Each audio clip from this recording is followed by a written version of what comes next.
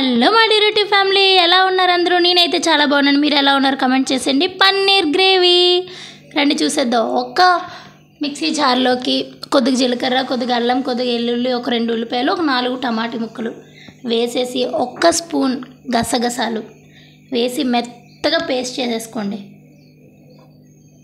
మెత్తగా పేస్ట్ చేసేసుకొని ఒక పక్కన పెట్టేసుకొని, చూసారా ఎంత మెత్తగా ఫైన్గా పేస్ట్ అయిపోయిందో. ఇలా మెత్తగా గసగసాలు నలిగే వరకు పేస్ట్ చేసుకోండి. ఇప్పుడైతే ఒక కళాయి తీసుకొని దాంట్లో కొద్దిగా ఆయిల్ వేసుకొని, మీ దగ్గర బిర్యానీ మసాలాలు ఏవి అవైలబుల్గా ఉంటే అవి, నేనైతే కొద్దిగా మిరియాలు, ఒక చిన్న దాల్చిన చెక్క వేసుకొని వెంటనే ఆనియన్స్, ఒక 2 ఉల్లిపాయలు అయితే చిన్న చిన్న ముక్కలుగా కట్ చేసి వేసుకొని దాంట్లో కొద్దిగా సాల్ట్ వేసుకొని మూత పెట్టేస్తున్నాను. అవి కాస్త బాగా మగ్గినాక చూసుకొని అటు ఇటు కలుపుకొని చూసుకోవాలి, ఎందుకంటే మాడిపోతే అడుగంటుకుపోతే. కొద్దిగా కొత్తిమీర, కరివేపాకు ఉంటే, నా దగ్గర అయితే కొత్తిమీర ప్రెజెంట్ లేదు.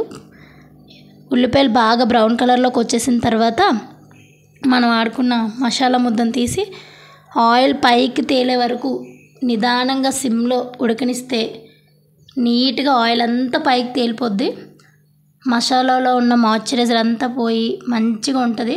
ఆయిల్ పైకి తేలిపోయిన తర్వాత పన్నీర్ క్యూబ్స్ నేనైతే 100 గ్రామ్స్ తీసుకున్నాను. నేనైతే పన్నీర్ని ఇలా ఆయిల్లో ఫ్రై చేయను, నాకు ఇష్టం ఉండదు. ఆయిల్లో ఫ్రై చేస్తే ఏమవుతుందంటే రబ్బర్ ముక్కలా సాగుతుంది, సాఫ్ట్గా ఉండదు పన్నీరు. ఈ టైంలోనే నేను అమూల్ వారిది బటర్ ఒక పీస్ వేసుకున్నాను. స్టార్టింగ్ వేసే కన్నా ఇలా మసాలాతో పాటు వేస్తే అబ్బా, అదైతే ఉడికేటప్పుడు మంచి స్మెల్ వస్తుంది, చాలా బాగుంటుంది. పన్నీర్ వీలైనంత వరకు ఇలా డైరెక్ట్గానే వేసుకోండి, చాలా బాగుంటుంది, సాఫ్ట్గా ఉంటుంది పన్నీర్. పిల్లలు కూడా చాలా ఇష్టంగా తింటారు. మా పిల్లలకైతే పన్నీర్ ఎలా చేసినా తింటారు, చాలా ఇష్టం వాళ్ళకి. ఆయిల్లో ఫ్రై చేస్తే అబ్బే అస్సలు నచ్చదు నాకైతే. అది మీ ఆప్షనల్. లేదు మాకు ఆయిల్లో ఫ్రై చేస్తేనే ఇష్టం అంటే ఫస్ట్ అయితే స్టార్టింగ్ ఆయిల్లో ఫ్రై చేసుకొని పక్కన పెట్టేసుకోండి. ఇప్పుడైతే గ్రేవీ కోసం అని చెప్పి ఒక పెద్ద గ్లాస్తో వాటర్ తీసేసుకొని వేసుకోండి.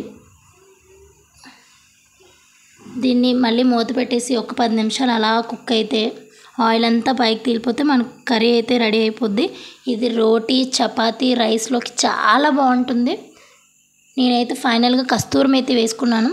ఒక గుప్పెడు కస్తూరి మేతి వేసుకొని అటు ఇటు కలిపేశాను. మన కర్రీ అయితే రెడీ అయిపోయింది. నిజంగా అండి, ఇది ఒకసారి ట్రై చేయండి. ఎలా వచ్చిందో నాకైతే కమెంట్ చేయండి, చాలా బాగుంటుంది. Okay, bye.